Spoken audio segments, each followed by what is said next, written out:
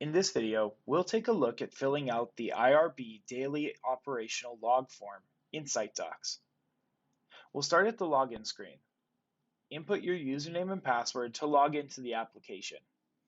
The first time you log in, SiteDocs will download all the forms and resource documents included in your account. Next, you'll be presented with the list of locations you're assigned to. In most cases, this will just be one, your club. Now that we're logged in, we'll select Forms from the icon at the bottom of the app, and the IRB Daily Operational Log from the list of forms.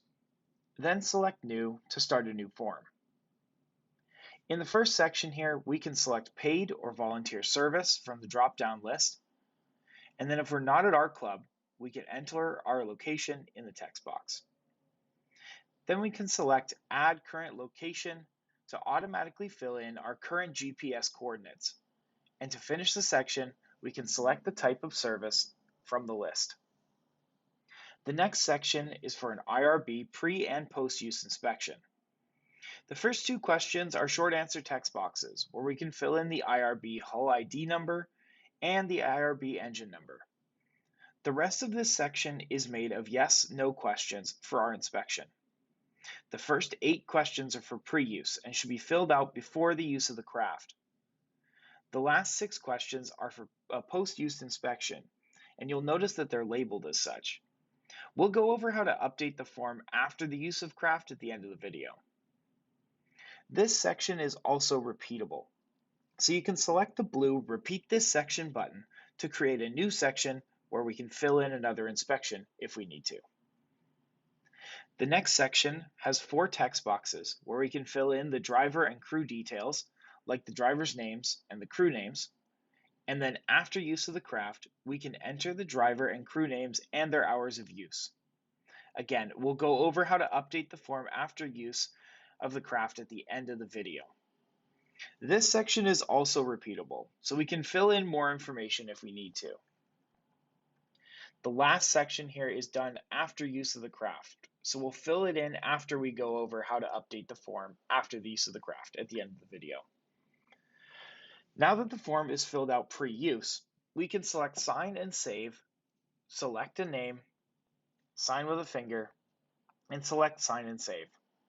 Now that it's saved, it'll automatically be synced to the administration team. Once you're finished with the craft you logged earlier, you can revise the form to add a post-use information.